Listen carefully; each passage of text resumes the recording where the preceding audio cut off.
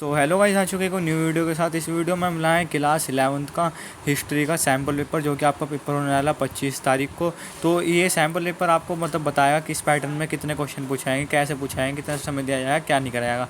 तो मैं आज सारी इस वीडियो में मैं बात करने वाला हूँ। जैसे कि आज 21 तारीख आपका पेपर होया होगा हिंदी का, तो जो मैंने बताया था सारा वही आया, और उसमें से सोल्व भी करा हुआ। मेरा बताया वो जो आया वो आया, मैं सारी चीज़ें उसमें डिटेल में बताऊँगा।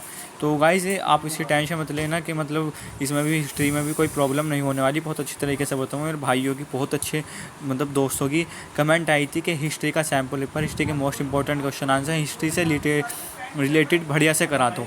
तो मेरा उनके लिए ही खासकर वीडियो है और उनका प्यार है जो उन्होंने बना। इनके भी तो मैं आंसर भी दूंगा, आंसर की टेंशन मत लेना, विद इनके आंसर भी दूंगा और इसे बताऊंगा किस तरीके से कैसे करना।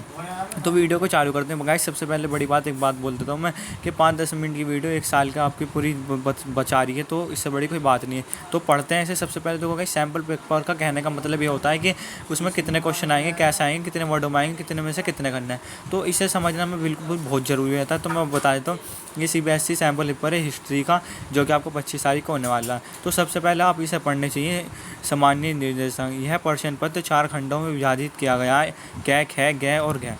सभी प्रश्न अनिवार्य। खंडित ए में प्रश्न 1 से 4 लघुत्तरीय प्रश्न हैं, और जिसमें से तीन अंक हैं। किसी भी प्रश्न का 80 शब्दों में अधिक से अधिक होना चाहिए। अब आपका आता है सेकंड। खंडित ख में 5 प्रश्न से 7 दी उत्तर प्रकार के प्रश्न के, जिनकी 6 अंक हैं।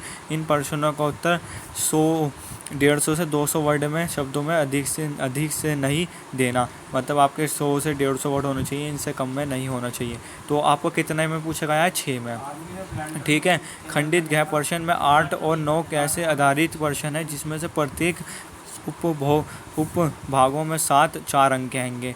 खंडित घ में प्रश्न के 10 चित्र आधारित हैं, जिसमें से 2 अंक हैं, ठीक है।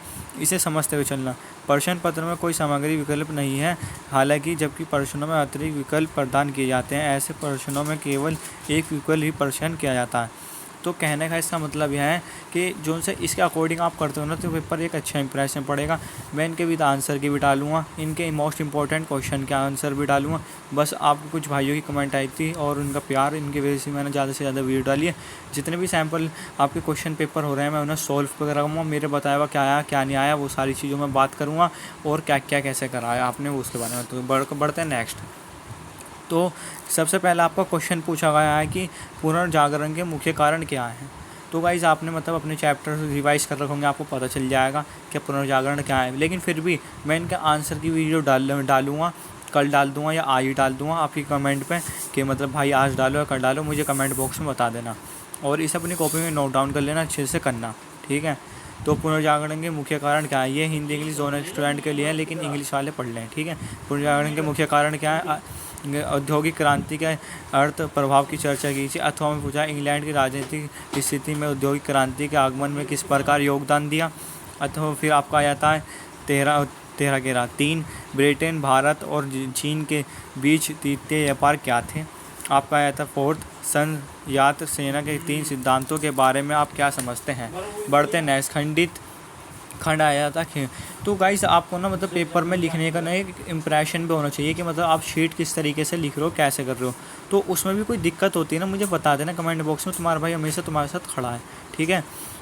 5 पुनर्जागरण के दुनिया को सबसे प्रभावित किए वाले परराष्ट्रीय सुधार से आप क्या समझते हैं। आपका आता है 17वीं शताब्दी में यूरोपीय लोग के दुनिया में अलग क्या कैसे पड़ा। आपका आता है 6th क्वेश्चन। इंग्लैंड में 18वीं और 19वीं शताब्दी के अंत में विरोध आंदोलन का समर्थन विशेषण किया। आपका आता है अथवा में कपास कताई और बुनाई उद्योग में कितने तकनीकी परिवर्तनों का वर्णन कीजिए, इसके बारे में बताएं, ठीक है। आपको आया था 7 चीन और जापान द्वारा अपनाई गई आधुनिकीकरण के 2 पथानों का विशेषण लिखें, ठीक है।